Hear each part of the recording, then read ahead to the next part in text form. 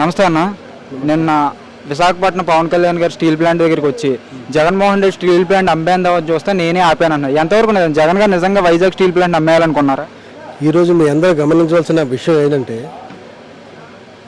ఈరోజు ఎంతో గాజువాక పారిశ్రామిక ప్రాంతంగా చెంది విశాఖ స్టీల్ని ప్రమాదవశాత్తు 8 మంది చనిపోతే దాని గురించి మనం మాట్లాడడం మానేసి ఇప్పుడు పవన్ కళ్యాణ్ గారు వచ్చేసి మేమే ఆపామని చెప్పి అక్కడ కూడా వాళ్ళు పబ్లిసిటీ చేసుకోవడం ఎంత దురదృష్టకరమో మీ అందరికి కూడా తెలియపరుస్తూ ఉన్నాను ప్రజలకి.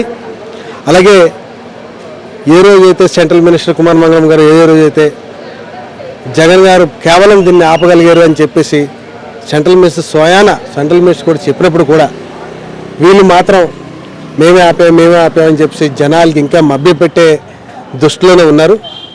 ఈరోజు జనాలందరికీ కూడా ప్రతి ఒక్కరికి కూడా అవేర్నెస్ వచ్చింది. ఏంటంటే ఏ విధంగా యాక్షన్ జరిగింది, ఒక 3 నెలల నుంచి కూడా ఈ యొక్క నాణ్యత లేదని చెప్పేసి ఏ విధంగా మీరు ఆ యొక్క సిఎండీలకి వాళ్ళందరికీ కూడా పెట్టడం జరిగింది.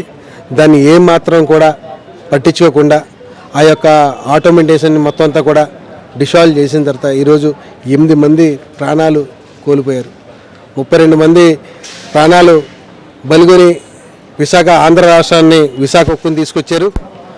ఈ కూటమి ప్రభుత్వం వచ్చిన తర్వాత 8 మందిని ఈ కూటమి ప్రభుత్వం బలిగొన్నదని చెప్పేసి మేమందరం కూడా చెప్పదలుచుకున్నాం. నారా లోకేష్ గారు కూడా నిన్న చనిపోయిన వాళ్ళని పరామర్శించి ఎవరో పక్క వాళ్ళు ₹1 డిమాండ్ చేస్తే నువ్వేంటయ్యా నువ్వు చెప్పేది ఏంటి అన్నట్టు కొంచెం సీరియస్గా మాట్లాడారు కదా, ఏంటంటారు?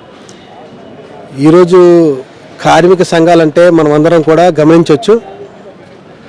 మనం ఒక ఇంట్లో ఎంత వాళ్ళ పిల్లలతో వాళ్ళందరితో ఎక్కువ ఏ విధంగా ఉంటారో కార్మిక సోదరులు ఎక్కువసేపు ఈ యొక్క విశాఖ స్టీల్లో వాళ్ళ కార్మిక సంఘాలతో కార్మికులతో ఎక్కువసేపు ఉంటారు కాబట్టి ఒక బాండింగ్ ఏర్పడుతుంది.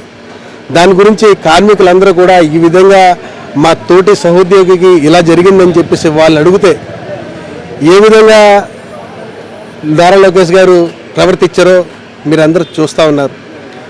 మనిషి కోల్పోయి కార్మికులందరూ కూడా బాధతో ఇల్లంతా నిర్మాసంగా ఉంటే ఈ టైంలో ఇలా మాట్లాడడం సమంజసం కాదని చెప్పేసి మా ఉద్దేశం.